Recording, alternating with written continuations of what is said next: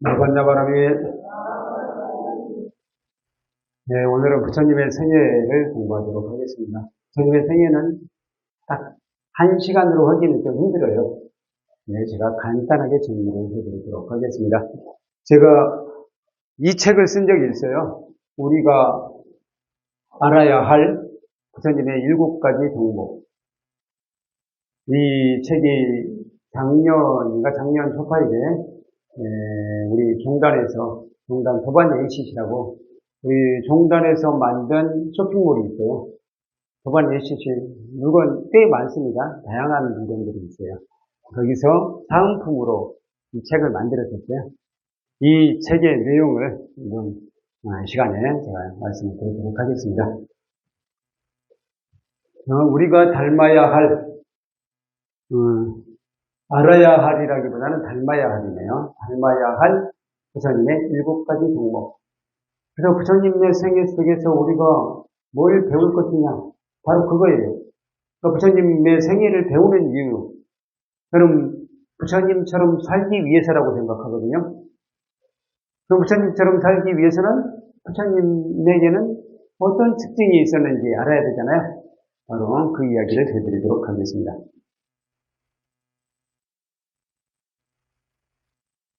7가지 덕목인데요. 그걸 가지고 제가 7가지 교훈을 적어봤어요. 첫 번째로는 원력으로 살자. 두 번째, 아무리 좋은 곳일지라도 안주하지 말자. 모험하고 도전하면 주저하지 말자. 오직 자비심으로 살자. 평생 성실하게 살자. 평생 알아차림을 실천하면서 살자. 평생 내려놓음을 실천하면서 살자. 이 7가지입니다. 그래서 오늘은 제가 교재 내용으로 들어가지는 않습니다. 이건 제가 따로 정리를 했어요. 부처님의 생애를 지금까지 혹시 강의를 들으셨다면 좀 다른 방식으로 전개가 될 것 같습니다. 부처님은 단순히 수왕해야 할 분이 아니라 우리 불자들이 닮아가야 할 스승이다. 다른 종교하고는 좀 다릅니다. 다른 종교, 유일신교에서는 예를 들어서 하나님을 닮아간다. 그런 말을 할지 모르겠지만 하나님처럼 산다? 그건 현실적으로 불가능하죠. 그게 약간 불경한 것이기도 할 거예요. 근데 우리는 그렇지 않잖아요. 심지어는 성불하십시오. 라는 인사를 하잖아요. 성불합시다. 성불합시다가 부처님 됩시다. 라는 뜻이죠. 성불하십시오는 부처님 되십시오. 라는 뜻이잖아요. 그러니까 다시 말해서 다른 종교는 교주를 수왕에 맞이해야 될 대상으로 삼고 있는데 우리 불교에서는 닮아야 할 대상으로 삼고 있어요. 그래서 부처님의 생애가 어떤 것인지 알고 부처님처럼 사는 길은 무엇일까? 그걸 공부하는 것이 어떻게 보면 불교라고 볼 수도 있습니다. 그런 점에서 우리 불자들이 닮아가야 할 스승이다. 바로 이분을 우리가 닮아가야 합니다. 인도 파트나에 비하르 뮤지엄이라고 있어요. 인도 파트나에는 2개의 큰 뮤지엄, 박물관이 있어요. 하나는 파트나 박물관, 하나는 비하르 뮤지엄인데요. 파트나 박물관에는 가실 필요가 있어요. 왜? 파트나 박물관에 부처님의 진신사리가 모셔져 있어요. 어디서 출토된 것이냐면 우리 4대 성지, 8대 성지 다 알고 계세요?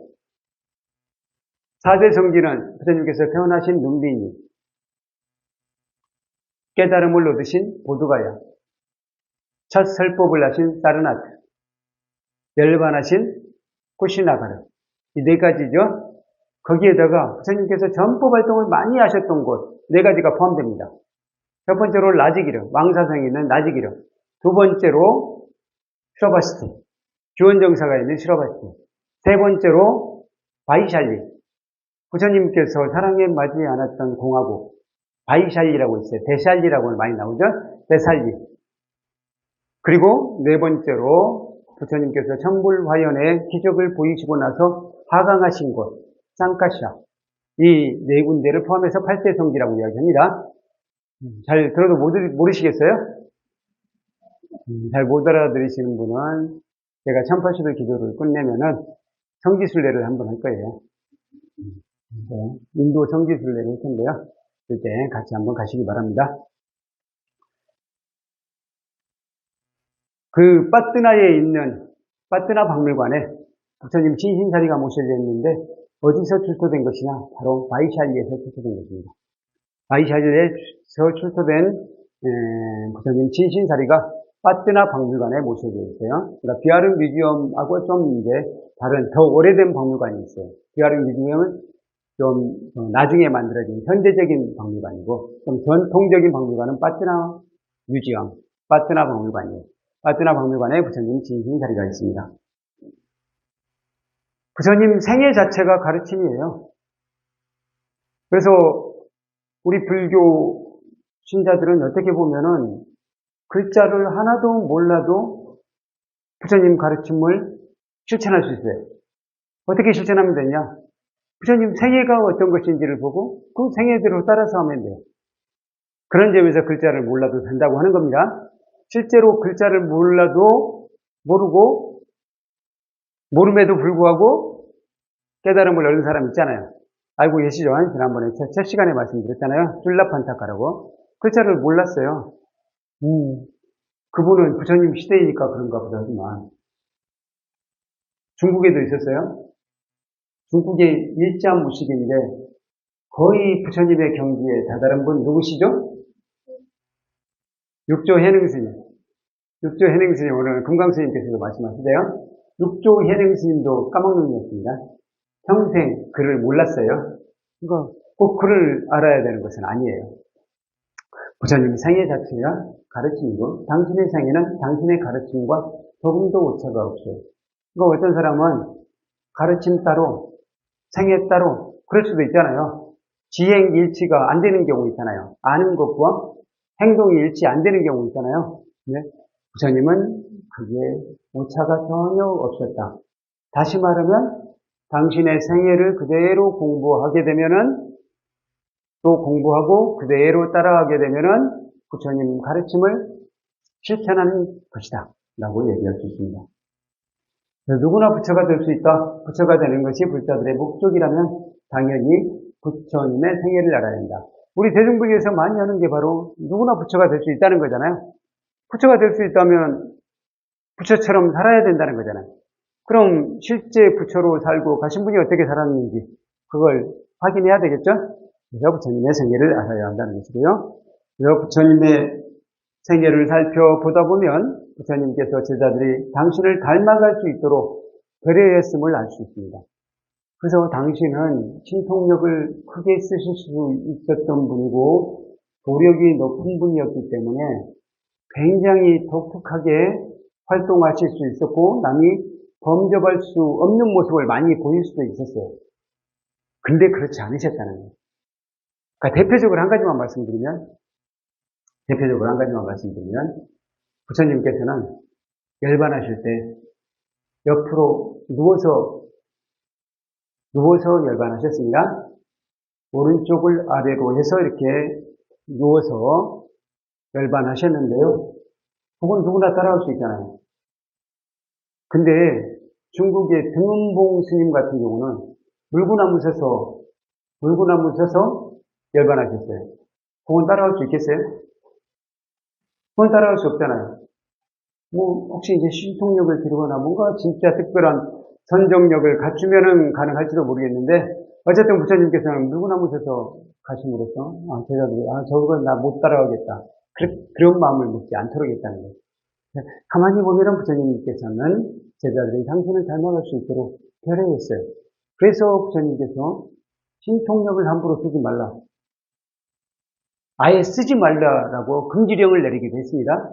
그렇게 한 이유, 신통력이 본령이 아니기 때문에. 부처님의 가르침을 통해서 번뇌를 완전히 없애는 것이 중심이잖아요. 근데 신통력에 집중하다 보면은 그쪽에 치중하는 것이 아니라 남에게 보여주는 것에 치중하게 돼요. 그렇게 되는 것을 염려하셨기 때문에 신통력을 금지하셨어요. 그리고 당신께서도 신통력을 쓰시는 것을 극히 자제하셨습니다. 신통력은 사람들에게 그게 눈이 확 띄게 만들잖아요. 혹하게 만들잖아요. 그래서 그게 진짜인 줄 알아요.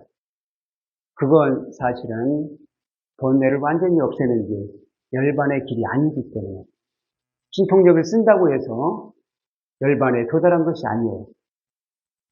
실제로 신통력을 써서 남을 속인 사람이 누가 있죠? 대화자따. 대화자따 같은 경우는 신통력은 상당히 뛰어났습니다. 그렇지만 열반에는 근처에도 못 갔어요. 네, 부처님은 번뇌가 완전히 꺼진 상태, 해탈 열반을 중시하셨으니 신통력을 중시하지 않으셨다는 거예요. 그래서 당신께서도 신통력을 자제하셨습니다. 바로 제자들이 당신을 닮아갈 수 있도록 배려했던 측면입니다. 그럼 부처님의 생애를 한번 줄거리로 간단하게 정리를 해보도록 하겠습니다. 서가열의 발상통도, 도솔레이상, 도솔천상 코끼리로 마야부인 품에들어 비람강생상 4월 8일 룸비니의 왕자되어 탄생이다. 사문유관상, 사대문을 둘러보고 중생고통 아시고서 너무 어지럽네요. 유성출가상 2월 8일 성을 떠나 대사문이 되었으며 설산수도상, 설산고행 이겨내어 범부경기 넘으시고 수화항마상 나벌 8일 성도하니 모든 막은 조복받고 노건전법상 녹야원의 설법으로 중생구제 시작하고 쌍림열반상 6월 보름 복된 날에 대열반에 드시한다. 대강 무슨 뜻인지 아시겠어요? 태어나신 것은 어떤 것이죠?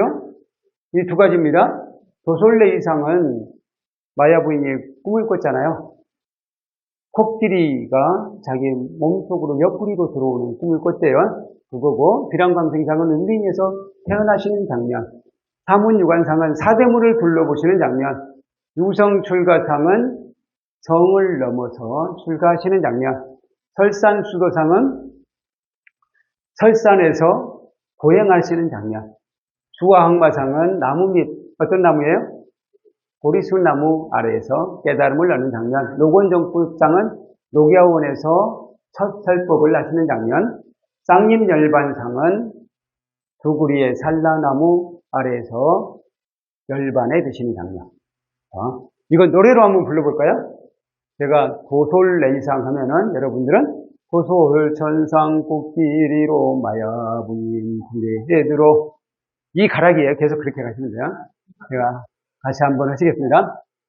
도솔레이상 도솔천상 코끼리로 마야부인 부레들어 비람강생상 4월 8일 룸비니의 왕자되어 탄생이라. 사문유관상 사대문을 둘러보고 중생고통 아시고서 유성출가상 2월 8일 성을 떠나되 사문이 되었으며 서월산 수도상 설산구행이 연내여 범부경기 넘으시고 중앙마상 나벌 8일 성도하니 모두 막을 주고받고 노건정법상 녹야원의 설법으로 중생구제 시작하고 쌍림열반상 2월 8일 복된 날에 대열반에 드시었네.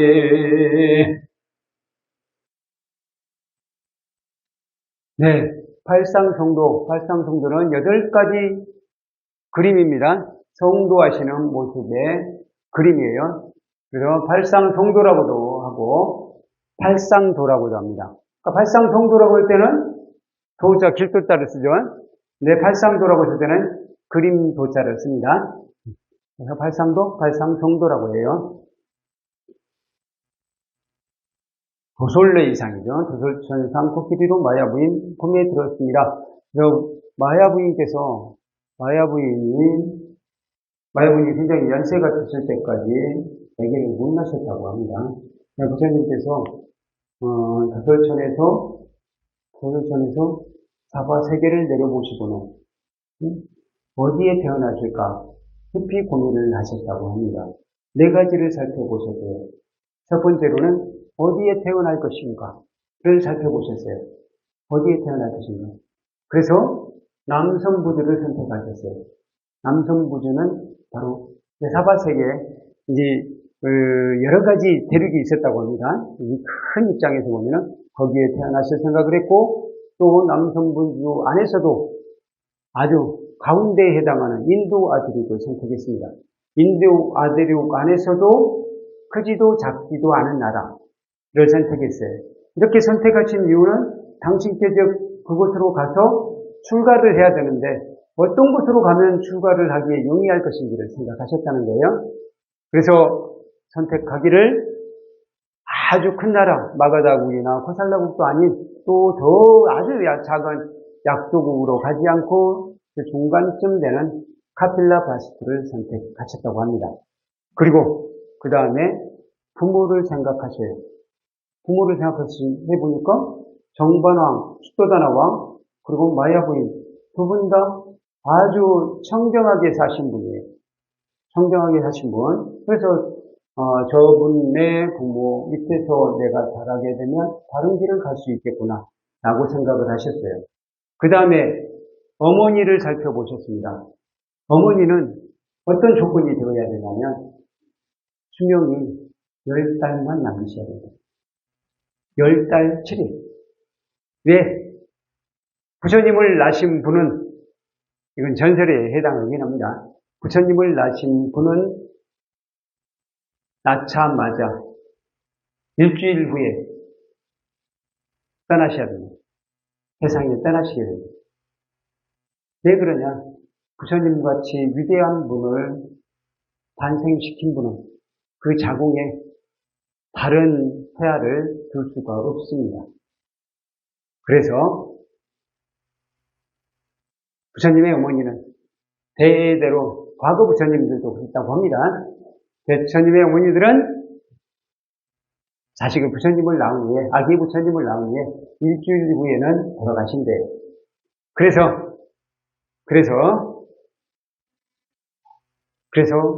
부처님이 호명보살 시절에 전생에 살펴보시니까, 도솔천에서 살펴보니까 바로 수명이 10달 7일이 남은 분이 계신 거예요. 그분이 또 마야 부인이었어요. 그래서 마야 부인을 선택했다고 합니다. 그리고 시기도 선택을 했어요. 시기는 뭐냐? 당신은 지금 인연상으로 봤을 때 수명이 100세 시대에 태어나게 돼 있대요. 수명이 100세 시대. 근데 딱 그 부처님께서 오셨던 시기, 지금까지도 뭐 마찬가지라고 할 수 있죠. 우리가 수명이 100세래요.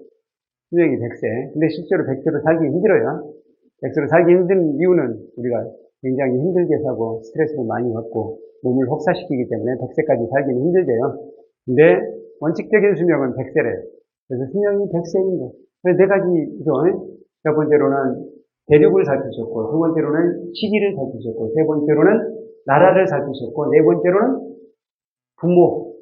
부모를 살피셨다. 이렇게 생각하시면 됩니다. 그렇게 해서 마야 부인의 몸속으로 들어가요. 이건 우리하고는 다른 거예요. 우리는 어떻게 해서 잉태되었죠? 임신되었다고 할까요? 부모님이 어머니와 아버지의 관계에 의해서 우리는 태어나게 됐잖아요.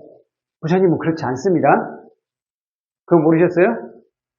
부처님은 어머니, 아버지의 관계에 의해서 태어나시게 된 게 아니에요.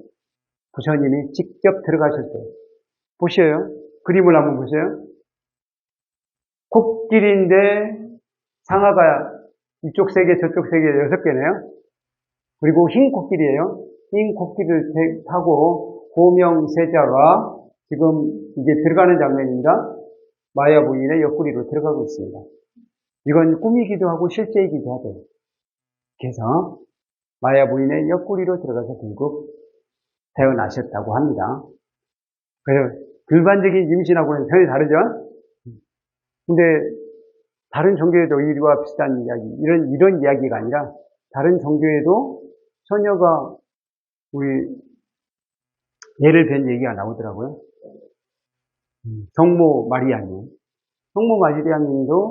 남녀 간의 성관계에 의해서 태어나신 분, 아니, 임신을 한 게 아니래요. 우리 부처님도 마찬가지입니다. 알고 계셨죠? 부처님도 그러셨다고 합니다. 이건 어디까지나 뭐 전설이라고 생각하셔도 괜찮아요. 이렇게 해서 부처님께서 임신을 하셨고, 두 번째 태어나시게 됩니다. 그 당시 이 카필라바 주제에서는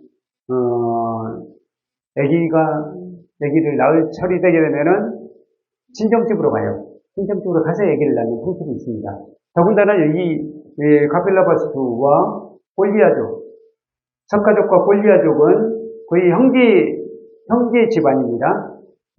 저 위쪽에서 내려올 때 아들 5과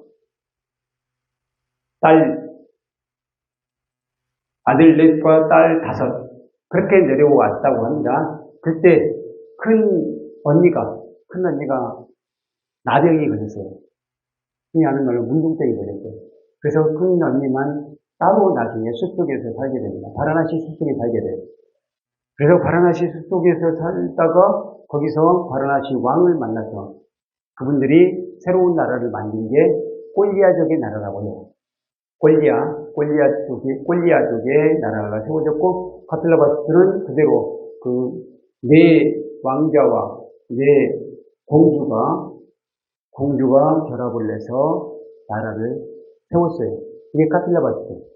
그리고 꼴리아. 그러니까 이렇게 보면은 실질적으로는 형제 자매간이죠. 근데 대체로 이분들은 거의 석가족 아니면은 꼴리아족 이렇게만 혼인을 했어요. 이분들이 그렇게 한 이유는 우리들은 굉장히 우수한 일종의 태양의 후예다, 그런 자부심이 있었습니다. 자기 종족끼리만 혼인을 했어요. 그리고 특히 이분들의 통습은 바로 친정집에 가서 아기를 낳는 것이었다라는 겁니다. 그래서 카필라바스투에서 꼴리아족이 사는 곳 그쪽으로 가는 길에 그 중간에 른빈이라는 동산이 있었어요. 그 른빈이 동산에서 상기를 느꼈다고 합니다. 근데 상기를 느껴서 살라나무, 여기는 살라나무처럼 그려졌는데 실제로는 아쇼카 나무라고도 해요. 아쇼카 나무는 무수라고 들어보셨죠? 무수. 없을 무자에다가 근심 무자. 근심이 없는 나무, 아쇼카 나무. 아소카 대왕, 이런 들어보셨죠? 아소카 대왕 이름이 같습니다. 그 아소카 나무라고도 합니다. 근데 지금 이 그림은 제 생각에는 살라나무에 가깝게 그려진 것 같아요.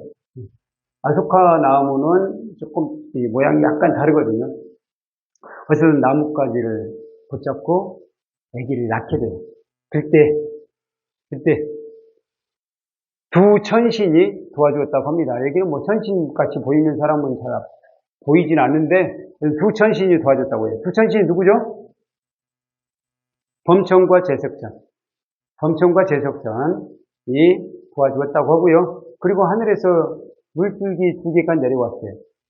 하나는 차가운 물, 시원한 물. 하나는 따뜻한 물이 내려왔다고 합니다. 차가운 물과 따뜻한 물이 내려와서 뭘 했겠어요? 아기 부처님을 목욕을 시켰어요. 그래서 착 목욕을 마친 왕자님이 바로 옷을 입으셨네요. 바로 옷을 입고 태어나셨나봐요, 아무래도. 바로 사방으로 7걸음을 걸으셨대요. 사방으로 7걸음을 걸으실 때마다 뭐가 피어났네요. 연꽃이 피어났대요. 연꽃이 피어났고, 거기서 그때 부처님께서 사자우를 외치셨대요. 뭐라고? 천상천하 유아독전 3개 계고 아당한지. 남방에서는 그거하고는 좀 달라요. 내가 가장 존귀하다. 더 이상 태어남은 없다. 이렇게 이야기했다고 합니다. 어떤 것이든 자기가 가장 존귀하다고 이야기했어요. 내가 가장 존귀하다. 그래서 내가 가장 존귀하다는 것은 그냥 독불장군이라는 뜻이 아니에요. 여기서 나는 누구냐면요. 여기서 나는 바로 인간이에요, 인간. 인간 중에서도 깨달은 인간. 깨달을 인간. 그래서 이렇게 외치신 이유는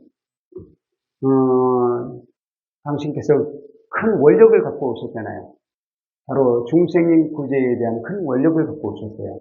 중생 구제를 하기 위해서 깨달음을 얻으리라 라는 생각을 하셨고, 그래서 깨달음을 얻게 된 바로 그 붓다는 인간 중의 인간을 넘어서서 신들보다도 위대한 존재이다 라는 것이 천상천하 유아독전에 들어있는 거예요.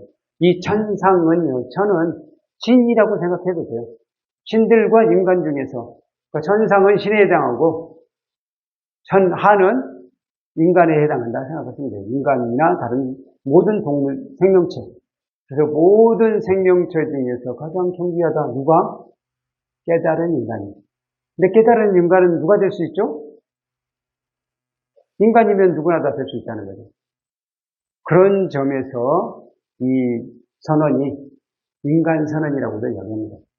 근데 이게 왜 중요하냐면요. 인도에서는 그동안은 신이 항상 중심에 있었지 인간이 중심에 있질 않았어요. 지금도 인도 사람들은 힌두에게는 마찬가지입니다. 지금도 항상 신이 중심이에요.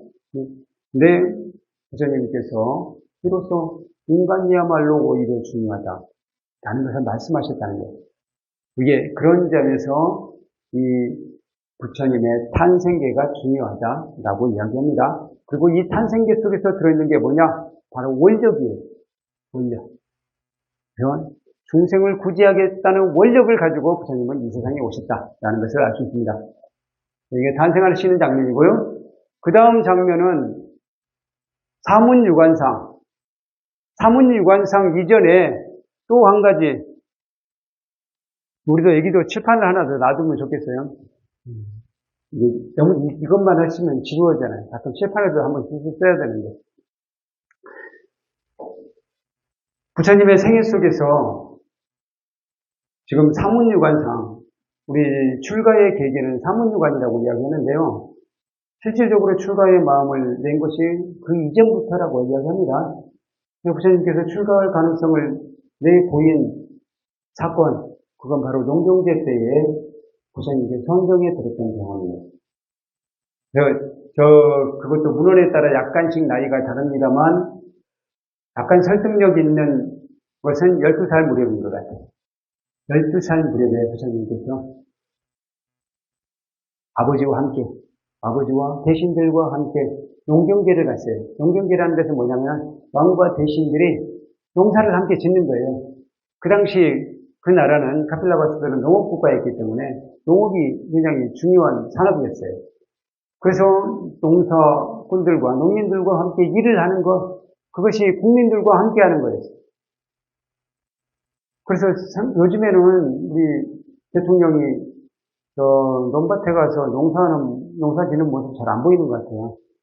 옛날 박정희 대통령 시절에 있었습니다. 박정희 대통령이 직접 벼베기 하는 데도 가고, 못 심는 데도 가고 그랬던 것 같아요. 근데 요즘에는 대통령들이 어디로 가죠? 시장이나 산업 현장으로 오히려 가요. 그렇게 하는 이유는 그때 박정희 시대 70년대만 하더라도 우리는 농업국가였어요, 사실상. 그래서 농민이 제일 많았던 거예요. 그래서 국민들을 위한다는 마음을 보여주려면은 농촌으로 가서 실제로 농사 짓는 현장에 가봐야 되는 거예요. 지금은 그게 아니잖아요.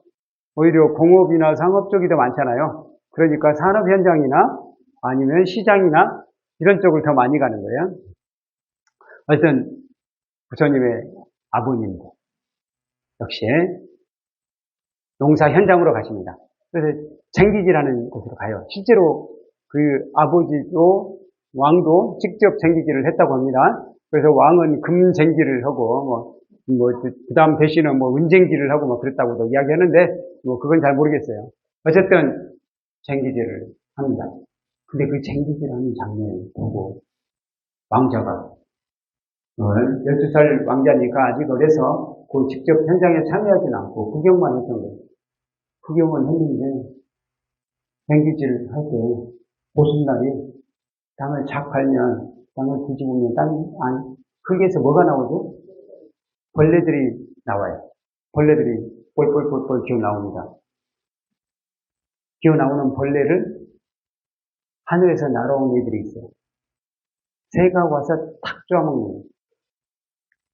그걸 보고 우리 왕자 시타르타가 깊은 슬픔에 빠져요. 아니, 왜 약한 것은 강한 것에게 먹혀야 하나? 왜 약한 것은 강한 것에게 죽임을 당해야 하나? 강한 것에 먹이가 되어야 하나? 그게 너무나 서글펐던 거예요. 혹시 시타르타라는 뮤지컬 보신 적 있으세요? 응? 보신 분도 한두 분 정도는 계실 것 같은데, 뮤지컬 시타르타에 그 노래가 나와요. 그래서 이런 노래를 부르잖아요. 다르게 태어나 다르게 사는 건지, 다르게 살아서 다르게 태어나는 것. 그런 노래를 부르거든요. 무슨 말인지 아시겠죠? 우리들이 다 삶이 다르잖아요. 어떤 사람은 잘난 사람도 있고 못난 사람도 있고, 사실상 잘나냐 못났느냐는 각자의 눈이 다를 뿐이에요. 근데 우리는 그렇게 늘 분별하면서 살아요. 그리고 어떤 사람은 어떤 부유하게 살기도 하고, 어떤 사람은 태어날 때부터 가난하게 태어나서 평생 가난을 면치 못하는 사람도 있습니다. 그래서 그걸 보고 이제 뮤지컬에서는 무한한 슬픔을 느끼시는 거예요. 다르게 태어나서 다르게 사는 거냐, 또는 다르게 살아서 다르게 태어나게 되는 거냐, 그걸 깊이 고민하십니다. 여기서도 마찬가지로 12살 무렵에 그걸 보고 진짜 왜 약한 것은 강한 것에게 먹혀야 되느냐, 그걸 깊이 생각하시다 보니까, 그래서 이걸 생각해 보니까 이게 가나탄하고 비슷하더라고요. 그걸 깊이 한 가지만 공부하다 보니까, 참고하다 보니까 선정에 들었어요.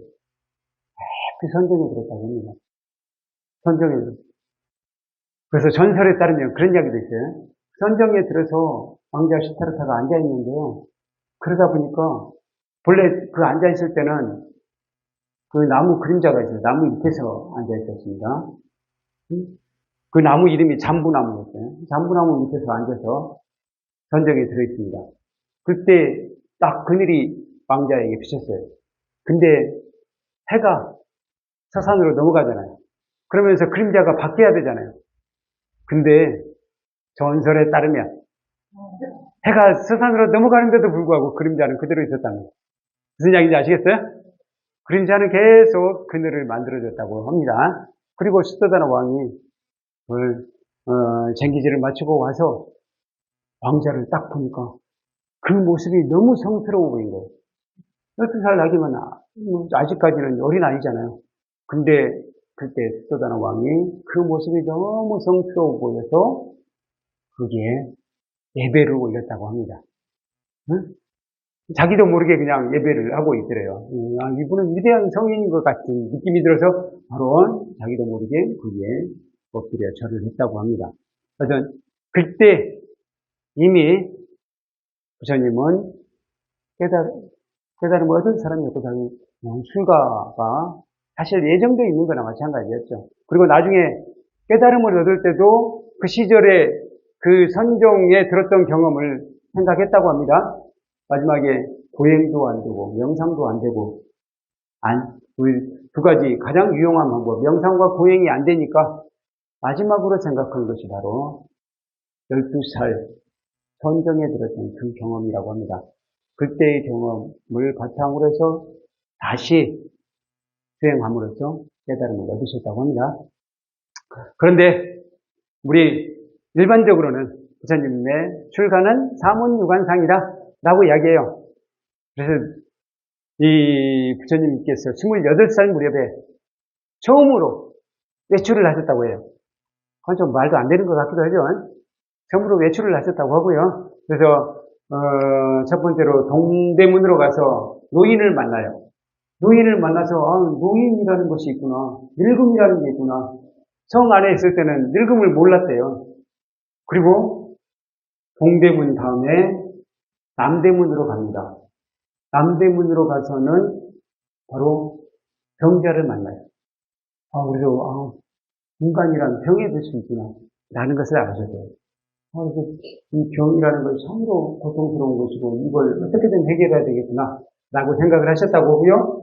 서대문으로 가서는 장례식, 죽은 시체를 봅니다. 죽은 시체가 지나가는 것을 봐요. 그리고는, 모든 인간은 죽을 수밖에 없는 것이구나.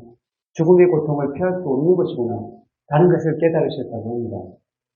그래서 이 새 대문을 산책하고 나서 시다르타가 이렇게 고민했습니다. 노병사라는 것이 모든 생명체에게 상존하고 있구나. 그 고통을 누구도 피할 수 없다니 어떻게 하면 그 고통으로부터 해방시킬 수 있을 것인가. 그런 고민을 깊이 하신 거예요. 그런데 마지막 대문 하나가 남았죠? 네, 북대문으로 나갑니다. 북대문으로 나가서 누구를 보느냐? 출가사문을 만납니다. 출가사문을 만나서 출가사문이 아주 우젓하게 지나가니까 그분에게 여쭤보는 거예요. 당신은 뭐 하시는 분입니까? 네, 저는 노병사의 문제, 늙음과 병듦과 죽음의 문제를 해결하기 위해서 집을 떠나서 이렇게 유행하면서 수행하고 있습니다. 출가해서 수행하고 있습니다. 라고 얘기하는 거예요. 그런 것이 있었습니까? 라고 부처님께서 시다르타가 깜짝 놀랐다고 합니다. 그리고는 이제 완벽하게 출가를 결심했다고 해요. 그리고 어느 날, 당신의 아들이 태어난 날, 당신이 아들이 태어난 날, 아들의 이름을 장애라고 졌다고 이야기하는데, 장애, 라울라라고 졌다고 하는데요.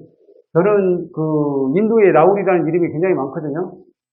라울이라는 이름이 많아요. 그래서 부처님께서 당신의 출가에 장애가 된다고 해서 라울이라고 졌다고들 이야기하는데, 저는 그게 맞지 않는 것 같아요. 라울 많거든요. 지금도 많이, 라울이라는 이름 많습니다. 그냥 일반적인 이름 중에 하나가 아니었을까. 그걸 장애라고 부처님께서 출가에 장애라고 그렇게 진 것은 약간의 추측성이 있는 것은 아니냐. 그런 생각을 합니다. 오히려 그렇게 생각할 수도 있잖아요. 아들을 낳았으니까 이제는 당신이 떠난다 하더라도 후계자는 있는 셈이잖아요. 그렇죠. 당신이 떠나도 라울라가 왕위를 계승하면 되잖아요. 그래서 더 홀가분하게 떠나지 않았을까. 그런 생각도 했습니다만, 어쨌든, 라울라가 태어난 날, 그날 떠났다고 합니다. 여기서는 성을 넘어서, 여기 사모님 관상이고, 이렇게 성을 넘어서 가요. 성을 넘어서 가고 있는데, 성을 넘어서 가는데, 우리 초기 불교의 경전이나 주석세에는 성을 넘어서 가시는 게 아니고요. 성을 넘어서 안 가십니다. 성문 앞으로 쫙 가시니까 성문이 쫙 열려요. 그 성문을 누가 열어줬을까요? 네, 천신들이 열어준다고 나옵니다. 천신들이 성문을 열어줘요. 자연스럽게 성문으로 나가셨다고 나옵니다. 여러분들 어떤 것을 믿으세요? 성을 넘어서 성문으로 네, 상관없습니다. 우리는 성을 넘어서 출가했다는 게 좀 더 극적인가요? 그래서 유성 출가상 하면 넘을 유자예요. 성을 넘어서 출가한 것으로 나옵니다. 그래서 이게 지금 밑에 성입니다. 이 말이 엄청 진짜 대단한 장애물 선수 같아요. 우리 경마장에 가면 1등 할 것 같아요. 성을 그냥 훌쩍 뛰어넘잖아요. 성이 아주 낮은 것은 아닐 텐데 성을 훌쩍 뛰어넘어서 출가를 하셨어요.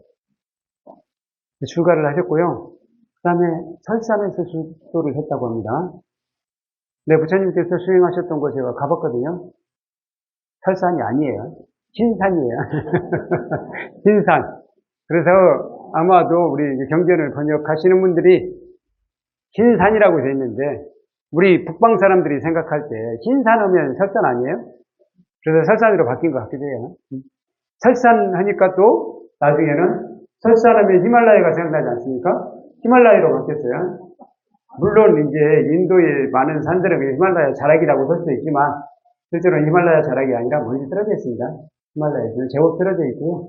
그 산이 약간 큰 바위라고 할 수는 없는데 돌무더기가 많아요. 근데 그 돌들이 멀리서 보면 좀 하얗게 보여요. 그래서 긴 산이라고 되어 있는 것을, 긴 산이라고 되어 있는 것을 그냥 설산으로 바꿔버린 게 아닌가. 지금은 그걸 붕괴스왈인데, 한자로 오면은 전정각산이라고 합니다. 전정각산. 정각을 이르기 전에 계셨던 산이라는 얘기예요. 전정각산. 설산 수도상. 설산에서 보행하셨다고 하는 게 좀 더 국적이긴 하네요. 얘는 수화항마상, 보리수 나무 아래, 금강자, 여기는 지금 보리수 나무입니다. 보리수 나무 아래서 지금 부처님께서 깨달음을 얻으셨다고 해요. 지금 이 장면은 뭐냐면요. 대지의 여신이 지금 물을 붓고 있잖아요. 지금 코끼리나 이 친구, 지금 새파랗게 생긴 친구, 이 친구는 마왕이에요. 마왕 파피아스, 마라 파피아스. 파피아스가 부처님께 도전을 합니다. 마라 파피아스는 바로 우리들의 악을 먹고 살아요. 욕심과 분노와 어리석음을 먹고 사는 게. 마라가 대략 어떤 일인지 아시겠어요? 우리들이 가지고 있는 굉장히 불안한 요소들 있잖아요. 우리는 불안할 때 어디로 가시죠?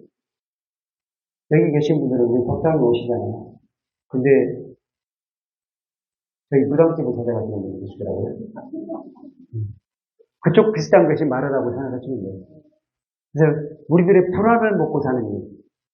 이것이 마라가 생각해보니까 부처님께서 깨달음을 얻어서 모두들 정법을 제대로 알게 되면 자기는 굶어 죽을 것 같아요.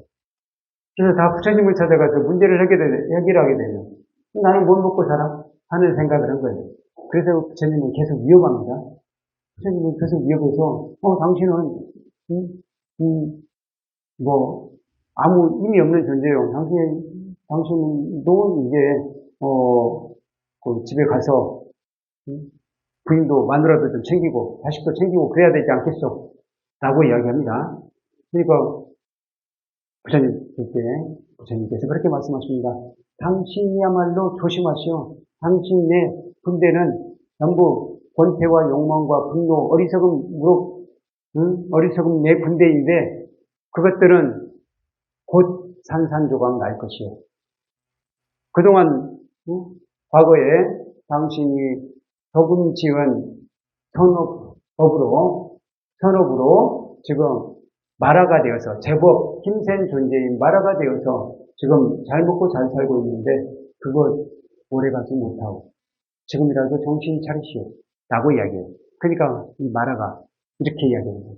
당신이 지금 나의 선업을 이야기했습니다. 당신이 지금 제 입으로 나의 선업을 증명하셨습니다. 그렇다면 당신의 선업, 당신이 위대하다는 것은 무엇으로 증명하겠소? 한번 증명해 보시오. 라고 이야기해요. 그러니까 부처님께서 그때 대지가 이를 증명하리라. 라고 이수인을 하셔요. 한 손으로는 선정인을 맺고 한 손으로는 대지를 가리킨 거예요. 바로 이 자세입니다. 이게 선정인이잖아요. 선정인 이렇게 해도 좋고 이렇게 선정인 자세에서 오른손을 들어서 대지를 가리킨 거예요. 이게 바로 선정인이에요. 선정인. 항마촉지인이라고 합니다. 마라를 항복시키고 촉지, 대지를 가리켰다. 그래서 항마촉지인입니다. 이렇게 항마촉지인 자세를 딱 취하니까 그때 대지의 여신이 나타난 거예요. 대지의 여신이 나타나서 지진을 일으키고 대홍수를 일으킨 거예요. 그러니까 이 마라의 군대가 혼비백산에서 물러갔다. 마왕을 물리치는 장면입니다. 그래서 나무 아래서 마라를 항복시켰다. 수화 항마상이에요. 여기는 이 다섯 비구는 누구냐면요. 부처님께서 보행하실 때, 아까 설산이라고 나와있죠? 그 보행할 때 시다르타를 열심히 시봉하던 5명의 비구가, 수행자가 있었어요. 이 수행자가 부처님께서, 나중에 보행을 포기하고 수다타의 유미죽을 얻어 드시잖아요. 그걸 보고 이 5 수행자가 실망해서 떠나버려요. 떠나서 어디로 갔느냐? 녹야원으로 갔어요. 바르나시 근처에 녹야원으로 갔습니다. 부처님께서 그걸 아시고는 당신의 설법을 가장 먼저 할 곳을 바로 녹야원으로 설정하고 이 5비 구역에 설법을 하십니다. 그래서 첫 번째로 깨달음을 얻은 이는 교진녀, 꼰단냐, 안냐 꼰단냐라고 하는데, 꼰단냐하고, 두 번째로는 바빠바띠야. 이름이 좀 이상합니까? 바빠바띠야. 세 번째로는 아싸지 마나. 이렇게 5명의 비구들이 모두 깨달음을 얻어서, 깨달음을 얻은 이후에 이제 비로소 정식으로 출가를 하더라고요. 그래서 이 5명의 비구들과 부처님과 합쳐서 일종의 교단이 형성된 거예요. 처음으로 승가가 형성된 겁니다. 이게 바로 녹원전법상, 녹야원에서 법의 바퀴를 굴렸다. 그래서 녹원전법상입니다. 여기는 부처님 2발이 나와 있네요. 이분은 누구예요? 마하가섭 존자예요. 부처님께서 열반하시고 나서 이렇게 관에 이제 법체를 안치를 했는데 밑에 장작을 해놓고 불을 붙이려고 해도 불이 붙어지지 않은 거예요. 불이 안 붙어요. 왜 안 붙었을까요? 바로 마하가섭 존자가 오지 않았기 때문에. 마하가섭 존자가 저 먼 곳에 있었는데 부처님께서 임멸하셨다는 소식을 듣고 지금 오고 있어요. 그걸 누가 알고 있느냐? 천신들은 알고 있어요. 천신들이 알고 있으니까 천신들이 지금 마하가섭 존자가 오고 있는데 오기 전에 이게 다비식을 끝내버리면 안 될 것 같아요. 그래서 그의 말라족의 장례 위원들이 불을 붙여도 계속 불이 안 붙는 거예요. 그게 일주일 같습니다. 그래서 본래 7일장을 하는 게 아니고요. 자연스럽게 7일장이 됐어요. 그 7일째에 마하가섭 존자가 도착하셨어요. 도착해가지고 부처님께 예배를 올리려고 딱 하니까 2발이 툭 튀어나왔대요. 2발이 딱 튀어나와서 마하가섭 존자가 그 팔에 예배를 했다고 합니다. 마하가섭 존자와 더불어 500명의 제자들도 함께 온 500명의 제자들이 다 예배를 마치고 나니까 다시 발이 쭉 들어가고 그 다음에는 뭐가 이루어졌을까요? 그렇게 불을 붙이려고 해도 안 붙었는데 불이 저절로 붙어서 다비가 이루어졌다고 합니다. 그렇게 해서 이건 어쨌든 나중에 초기 경전에는 이렇게 안 나와요. 이렇게 안 나오고 그냥 마하가섭 존자가 와서 부처님의 발에 예배했다라고 나와요.